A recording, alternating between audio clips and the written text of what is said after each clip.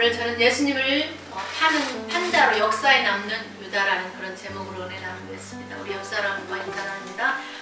돈보다 명예가 더 중요합니다. 돈보다 명예가 더 중요합니다. 우리나라 역사를 보면 나라를 판자로 역사에 남는 그런 삶을 살다가 죽었던 이완용이라는 사람이 있죠. 이 사람이 가진 땅이 무려 여의도 면적의 7배가량이었다고 합니다. 그래서 죽기 전에 그 북아현동 일부에 있는 땅을 팔아서 현금화해서 그때 당시 약 30억 원을 그 자식들에게 상속해 주었다고 합니다. 조선 말기에 세상에 대하여 눈뜨고 과거에 합격하기도 전에 영어를 배우고 미국과 가까이 지낼 때는 친미파가 되어서 승정원에서 일을 하고 또 종이품으로 초고속 승진을 했던 시대의 흐름을 이용해서 승승장구했던 세상이 변해서 그래서 러시아가 발언권이 더 세질 때 러시아어를 배워서 친러파가 되고 또 1894년에는 청일전쟁으로 일본이 승리하니까 일어를 배워서 친일파가 된 사람. 1895년에 교육부 장관 시절에 나라가 어려워서 해외에서 돈을 이렇게 차관을 빌려왔다고 합니다. 그때 또 그 돈 중에서 일부를 빼돌려서 자신의 주머니를 채운 사람. 또 1896년대에는 외교 대신을 맡았을 때는 뇌물 5만 달러를 받고 철도 국권을 넘겼다는 그런 이야기도 있습니다. 또 1898년에 세금 20만 양을 횡령했다는 혐의로 조사를 받게 되자 고종이 이완용을 단직에서 파직시키고 또 1897년 고종이 우리나라 조선은 자주국이다라고 선포하며 대한제국이라고 해서 이제 고종이 황제가 됩니다. 그 후 3년 후에 1904년 6월 한반도를 두고 일어난 이 러일 전쟁으로 러일 전쟁에서 일본이 승리로 끝나고 모든 나라의 균형이 이제 일본으로 기울어진 그런 상황에 전세를 잃고 일본 공사에게 추천 좀 해달라고 해서 정계로 들어와서 재빨리 친일파가 된 이완용이라는 이 사람. 조선의 외교권 침탈을 위해서 일본의 이토 히로부미를 찾아가서 을사 늑약을 체결하기 위해서 이토 히로부미가 협박을 하니까 우리나라 고종 황제가 그럽니다. 체결 불가하다라고 하면서 몇몇 또 이렇게 중직에 있는 사람들에게 회의를 맡겼는데 6명이 그 회의에 참석을 했는데 그 중에 1명 빼고 다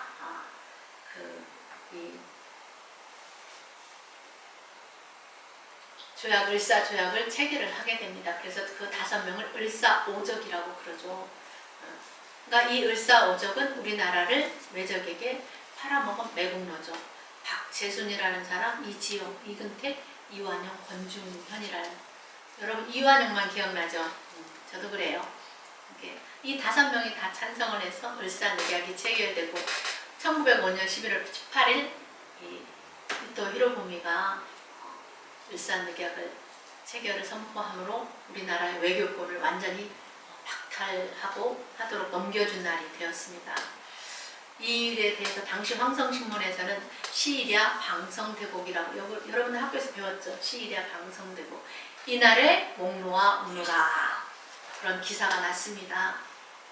이 매국노 이완용이라는 사람 이토 히로부미에게 나는 어떠한 난관에도 좌절하지 않고 한국을 일본에 병합시키겠습니다 라고 충성을 맹세한 아주 천인공노할 매국노였죠.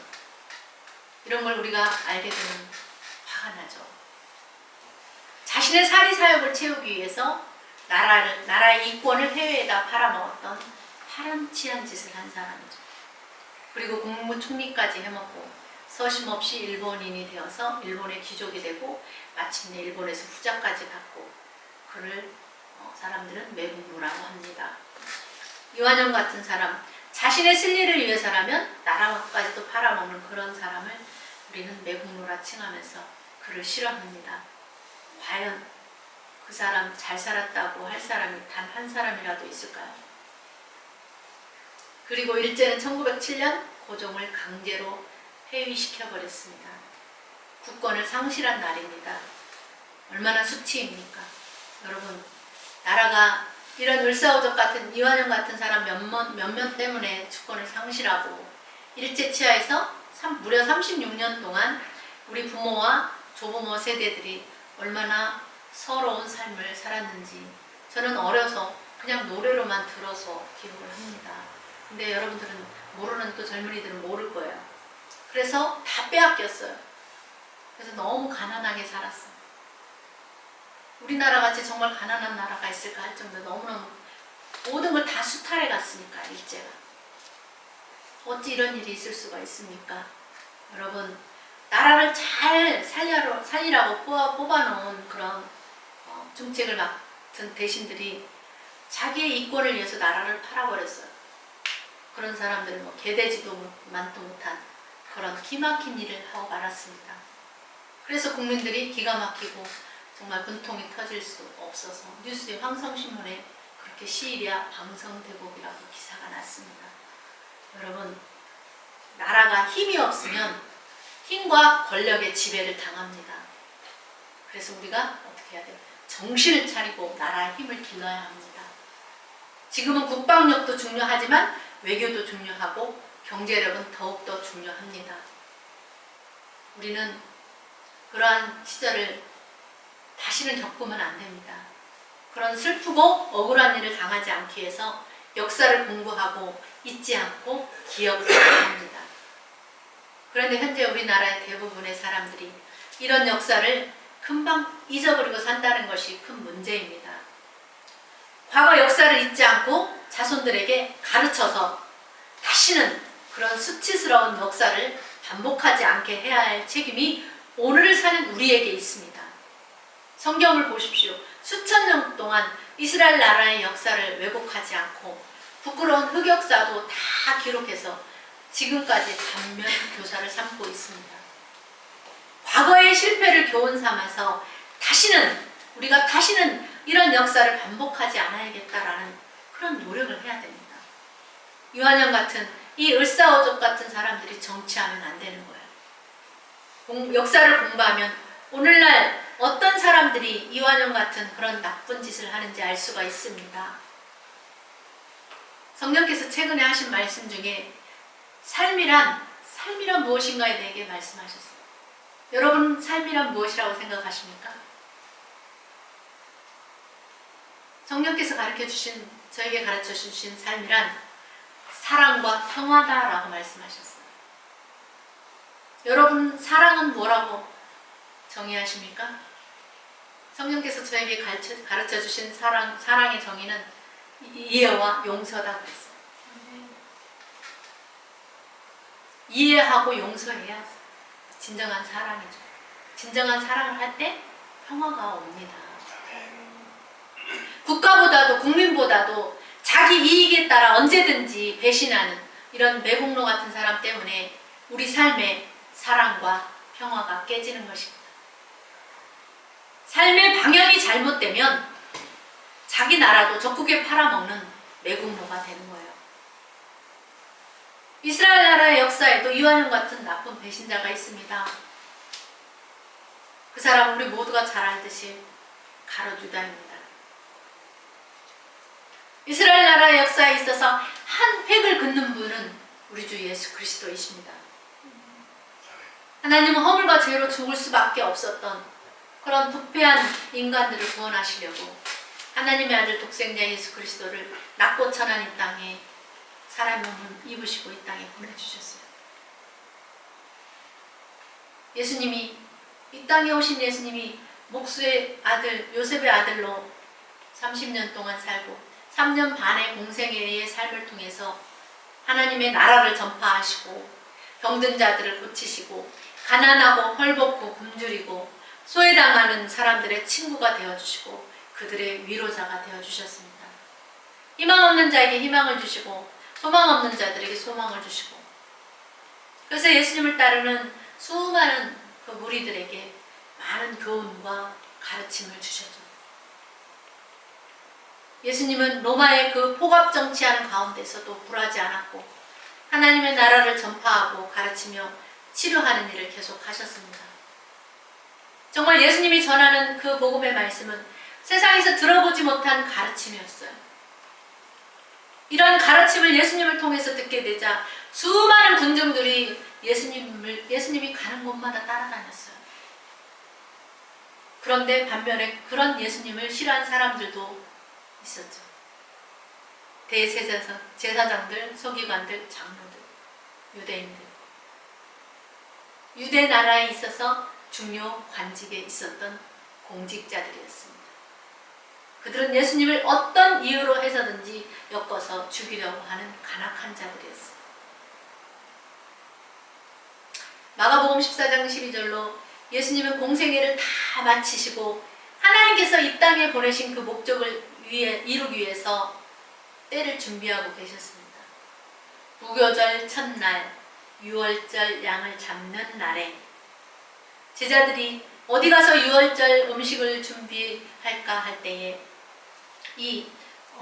제자들이 이 마가 다락방에서 유월절 음식을 준비해서 거기서 다 같이 앉아서 음식을 먹을 때 예수님 말씀하셨어요. 너희 중 한 사람이 곧 나와 함께 먹는 자가 나를 팔 것이다 하시고, 또 12 중에 하나 곧 나와 함께 그릇에 어떤 먹는 음식이 있는 그릇이 있었던 것 같아요. 거기에 나와 함께 손을 넣는 그 사람이다, 이 말씀을 하셨는데, 그때 예수님과 같이 그릇에 손을 넣었던 사람이 바로 가롯 유다였어요. 똑같이 뭔가 음식을 집으려고 하시는데 유다도 같이 손을 넣었어요. 그 말씀을 하실 때 11명의 제자가 다 그릇에 손을 넣었던 유다와 예수님의 손이 있는 그 손을 보았을 거예요. 그러다 유다가 그러죠. 주여, 나는 아니죠. 나는 아니죠. 우리는 이것을 통해서 이 가롯 유다가 예수님을 파는 배신자가 된다는 것을 엿볼 수가 있습니다. 예수님께서 그렇게 기도하시고 핏방울이 땀방울이 되도록 기도하시고 정말 신중하게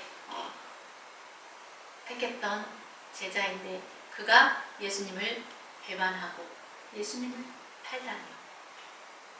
유다는 예수님을 파는 자가 되었습니다. 역사에 그렇게 기록으로 남았고 성경에 그렇게 남아있어요. 예수님이 십자가를 지시기 전에, 고난당을 당하시기 전에 겟세마네 동산에서 땀방울이 핏방울이 되도록 그렇게 힘쓰고 애쓰면서 고민하고 슬퍼하시면서 고민하여 죽게 될 정도로 기도하셨다고 했습니다. 아버지요, 만일 할만하시거든 이 잔을 내게서 옮겨주세요. 그러나 나의 원대 마시고 아버지의 원대로 하옵소서라고 3번을 반복해서 기도했습니다. 그리고 잠을 이기지 못한 제자들에게 말씀하셨죠. 얘들아, 시험에 들지 않게 깨어있어 기도하라. 마음은 원이로되 육신은 약하다. 이제 인자가 죄인의 손에 팔릴 거라고, 일어나 함께 가자. 나를 파는 자가 저기 가까이 왔다. 이 말씀을 하실 때에 12제자 중에 하나였던 가룟 유다가 대제사장들과 백성의 장로들에게 파송된 무리가 칼과 몽치를 가지고 그와 함께 온 것을 보았습니다. 예수를 파는 자 유다가 그에게 분호를 짜서 말합니다. 내게 입맞추는 자가 그니라. 내게 입맞추는 자가 그니라. 하고는 태연하게 예수님 앞에 와서는 라비여 안녕하시옵니까? 라며 예수님에게 입을 맞추었습니다. 간교한 입맞춤이었죠. 그러자 예수님이 다 아시고, 친구여, 내가 무엇을 하려고 왔는지 행하라. 그러자 그들이 예수님께 손을 대어 예수님을 잡았습니다. 이것을 본 제자 중 하나가 대제사장 말고의 길을 쳐서 떨어뜨렸지만, 그러나 예수님은 칼을 치우라고 하시면서 내가 내 아버지께 12군단이 더 되는 천사를 보내시게 할 수 없는 줄로 아느냐고, 내가 만일 그렇게 하면 이런 일이 있으리라 한 성경이 이루어지겠느냐고 말씀하시면서 제자를 제지했습니다. 그리고 예수님은 거기 있는 무리들에게도 이렇게 말씀하셨습니다. 너희가 강도를 잡는 것 같이 칼과 몽치를 가지고 나를 잡으러 왔느냐? 내가 날마다 성전에 앉아서 가르쳤으되 너희가 나를 잡지 아니하였도다. 그러나 이렇게 된 것은 다 선지자의 글을 이루려 함이니라는 그 말씀을 하자 이에 제자들이 다 예수님을 버리고 도망하였다고 성경은 기록합니다. 여러분도 고난과 핍박이 오면 예수님을 버리고 도망하겠습니까? 일본 천황에게 절하지 않으면 죽일 거야 라고 하면 예수님 버리겠습니까? 우리는 그런 역사를 반복해서는 안 됩니다. 유다는 예수님을 팔아버리고 제자들은 다 도망가고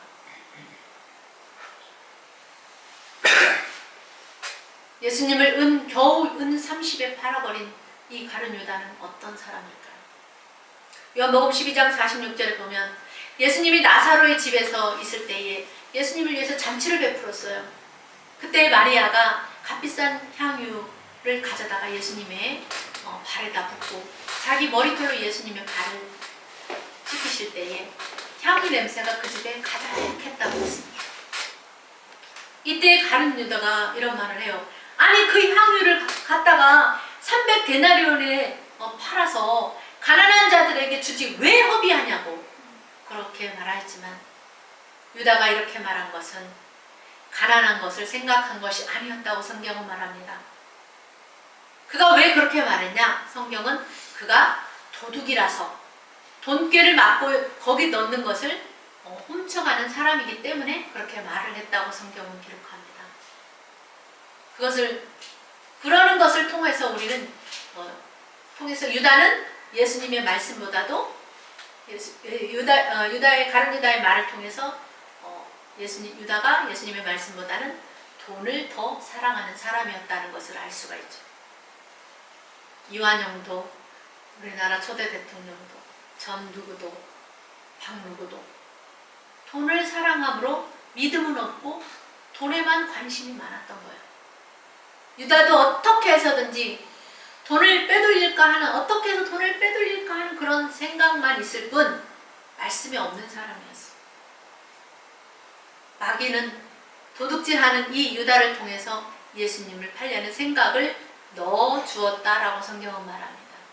정직하지 않으니까, 거룩하지 않으니까, 신실하지 않으니까 마귀가 그런 생각을 하는 순간 가룟 유다의 마음속에 예수님을 팔려는 생각을 쑥 집어넣어 준 거예요.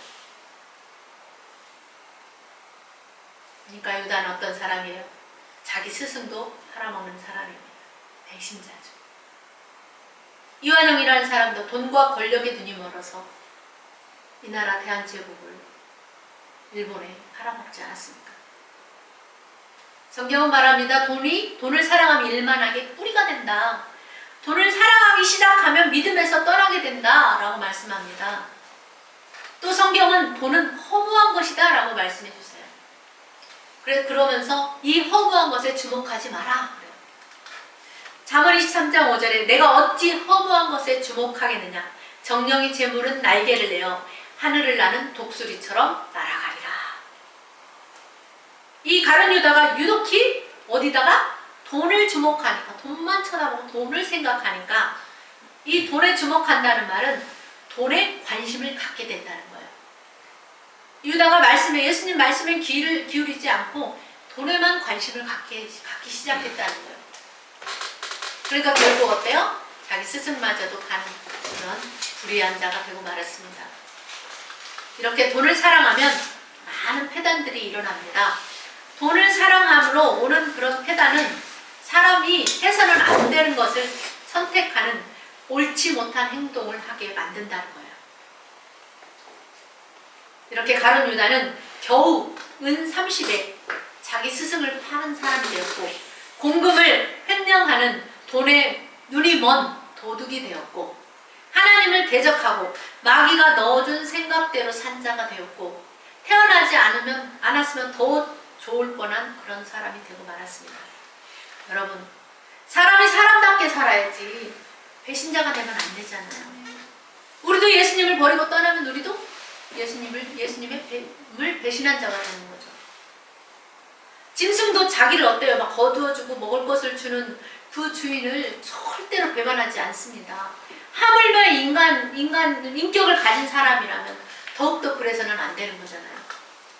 예수님을 주인 삼지 않고 돈을 주인 삼으면 누구나 이 가룟 유다와 같은 그런 삶을 살 수 있다는 것을 기억하시기 바랍니다. 그럼 오늘을 사는 우리는 어떻게 살아야 되는가? 야고보의 아들 이 유다와 구별하기 위해서 가룟 유다라고 구별한 이 가룟 유다의 이름의 뜻은 하나님을 찬양하라는 그런 뜻이에요. 정말 좋은 이름이었어요. 그런데 이 가룟 유다는 자기 이름에 걸맞지 못한 그런 인생을 살았습니다. 하나님을 찬양하라며 살라는 그런 이름인데 너무나 안타깝죠. 다윗은 우리 믿음의 조상, 훌륭한 믿음의 조상 다윗은 유다보다도 10배, 20배, 100배 더 힘든 삶을 살았지만 그는 하나님을 찬양하는 삶을 살지 않았습니까? 신앙은 인간적인 방법을 버리는 것이라고 누군가 말하더라고요. 신앙은 뭐다? 인간적인 생각, 내 생각을 버리는 것. 내 생각을 버리고 주님이 우리에게 말씀하시는 대로 사는 것. 이게 신앙이에요. 말씀 따라 사는 거예요. 진리 따라, 성경 말씀 따라. 그것이 신앙입니다. 신앙은 자신의 그런 인간적인 욕심을 버리지 않고서는 예수님을 따를 수가 없습니다. 자신을 괴롭게 하는 그 십자가를, 나를 힘들게 하는 이 십자가를 버리지 않고는 예수님을 따를 수가 없어요. 지금 여러분을 괴롭게 하는 그 십자가는 무엇입니까? 돈입니까? 가족입니까? 삶입니까? 직장입니까? 부채입니까? 언젠가 때가 되면 알 것입니다.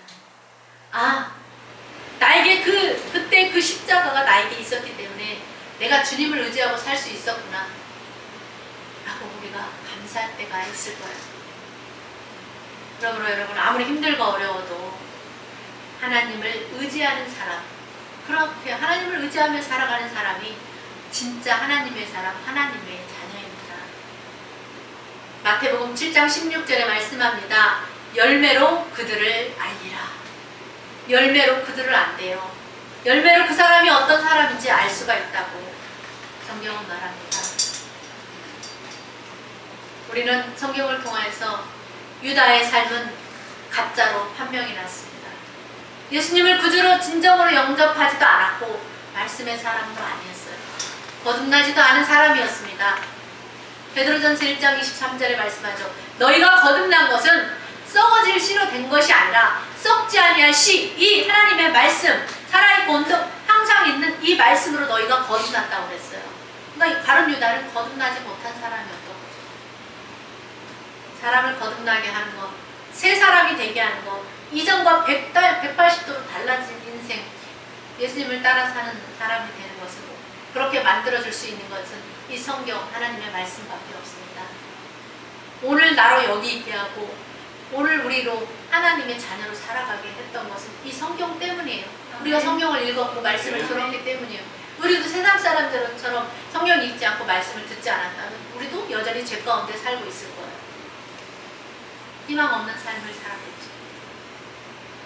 그러나 어느 날 누군가가 우리에게 복음을 전해줬고 이 복음의 말씀이 우리에게 들려졌기 때문에 우리가 그 말씀을 믿음으로 말미암아 하나님의 자녀로 오늘도 이렇게 우뚝 설 수 있게 하신 주님을 찬양합니다. 아멘. 유다는 그때 많은 사람들이 예수님의 그 훌륭한 설교를 전파하실 때에 모두 다 감동을 받고 은혜 받는 그때에 하나님의 말씀을, 예수님이 전파하시는 천국 복음의 말씀을 건성으로 들었던 거예요. 그냥 오직 마음의 돈이 빼앗기니까 건성으로, 휘뚱으로 들었던 거예요. 그래서 디모데전서 6장 10절에 바울 사도는 그의 사랑하는 제자 디모데에게 이런 말을 하죠. 돈을 사모하는 자는 미혹을 받아서 믿음에서 떠나 많은 근심으로 자기를 찔렀도다. 그렇게 말합니다. 돈을 사랑하는 자가 어떻게 된대요? 미혹을 받는다는 거예요. 믿음에서 떠나게 된다는 거예요. 근심이 자기 양심을 찌르게 되기 때문에 마음의 평안을 잃게 된다고 말합니다. 여러분, 유다처럼 돈을 사모하면 진짜 중요한 것을 잃어버리게 됩니다. 예수님도 잃어버리고 천국도 잃어버리고 영원한 생명도 잃어버리고 평안도 잃어버리고 하나님이 주시는 상도 잃어버리고 칭찬도 잃어버리고 양자됨도 잃어버리고 하나님의 유업도 잃어버리게 되고 하나님이 주시는 기쁨과 평안도 다 잃어버리게 됩니다. 가룟 유다는 무림한 크리스찬이었어요. 썬데이 크리스찬. 행함이 없는 크리스찬이었어요. 믿음이 없는 크리스찬이었어요. 예수님을 사랑하지 않는 사람이었어요. 실패자였어요. 믿음 없는 사람이었어요. 예수님을 대제사장들과 서기관들과 장로들에게 겨우 은 30에 팔아버린 사람이라는 그 오명을 지울 수가 없는 자기 스승을 팔아버린 변절자요 배신자였습니다. 하나님의 영광을 가린 자였습니다. 그래서 결국 그는 지옥 가는 크리스찬이 되고 말았습니다. 사랑하는 성도 여러분, 이 사순절 기간을 맞아 주님의 말씀을 묵상하시기 바랍니다. 아멘. 우리에게 베풀어 주신 하나님의 그 크고 놀라운 그 사랑이 결코 헛되지 않게 하시기 바랍니다. 아멘. 누가 알아주든지 알아주지 않던지 간에 우리는 우리에게 주어진 이 성도로서의 이 삶을 진실하게, 성실하게, 거룩하게 살아갑시다. 아멘. 그래서 주님이 이 땅에 오시는, 재림하시는 그날까지, 우리가 천국 가는 그날까지 변절자가 아닌, 파는 자가 아닌, 배신자가 아닌, 애썼다, 참으로 애쓰고 수고했다, 딸아, 나의 아들아, 애썼다, 수고했다, 그렇게 주님의 위로를 받고 그 주님의 칭찬을 받고 두 팔 벌려서 맞아주시는 그 주님 품에 안겨서 주님이 주시는 참 기쁨과 참 평안을 누리며 사는 행복한 하나님의 사람들이 다 되시기를 주님의 이름으로 축원합니다. 아멘.